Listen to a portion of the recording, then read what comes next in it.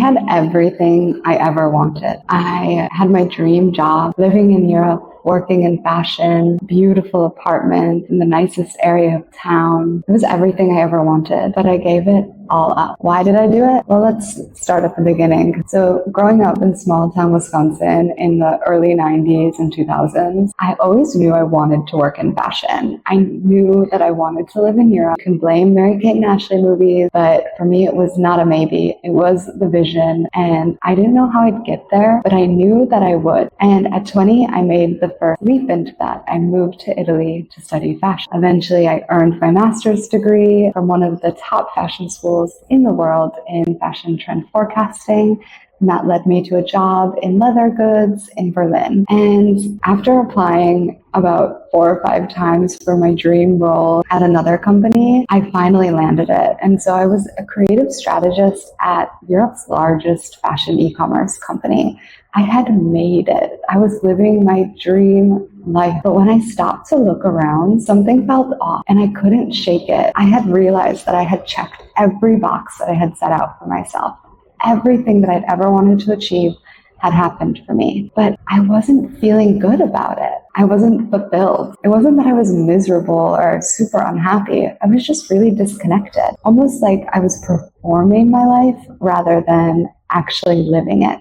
I knew that I wasn't going to be able to ignore this feeling. So eventually I took the plunge and I left my job, my visa, my apartment.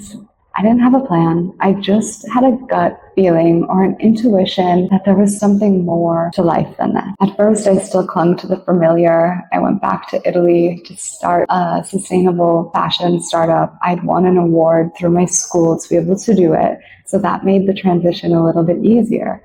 But I quickly realized that I didn't like that either. So I stopped, and through another connection, I joined an upcycling startup in Italy as a co-founder. At this point, I still had no visa, no home base, so I was traveling nonstop. Istanbul, Italy, Brazil, the US, all while still trying to build a startup.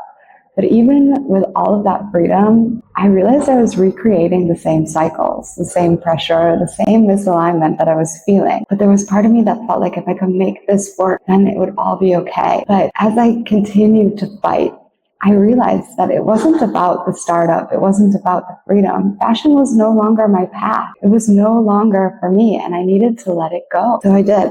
I left the startup, and I had no idea what I was going to do or what my plan was, but I knew that I was going to figure it out. The only constant I had through all of this was my yoga practice. No matter where I was in the world, my practice was the one thing that always grounded me.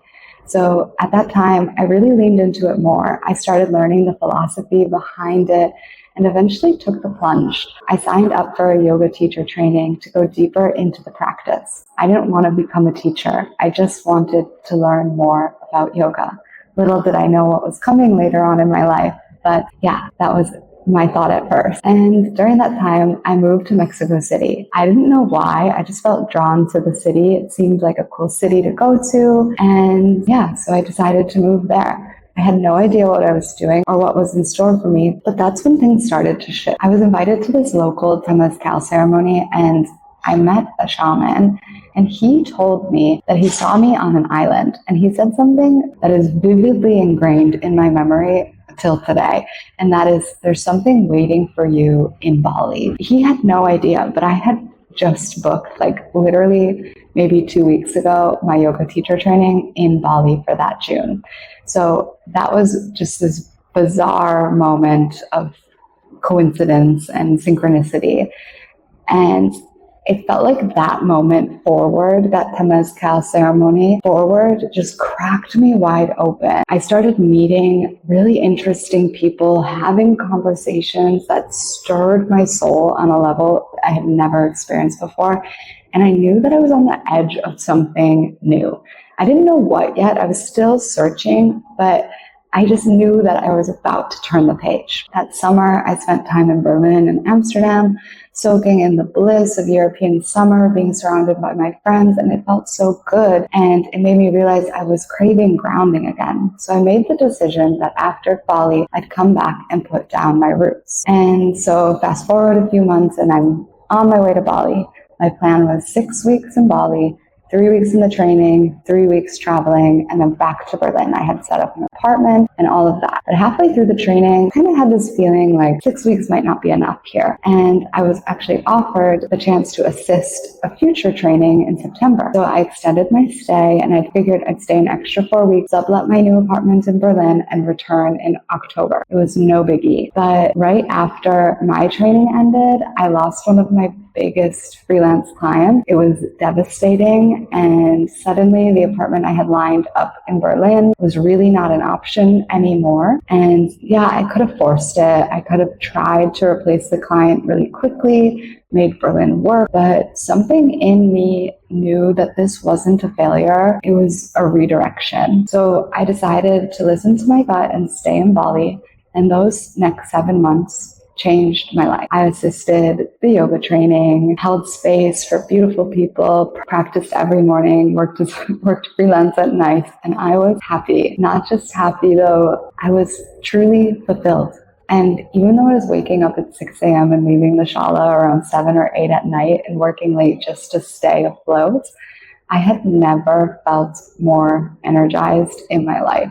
My body was exhausted, but my soul was lit up. And that's because for the first time, I felt completely in alignment. I felt so purposeful. I felt like I was contributing, and I felt like me. It was incredible. That was truly the turning point in this whole journey.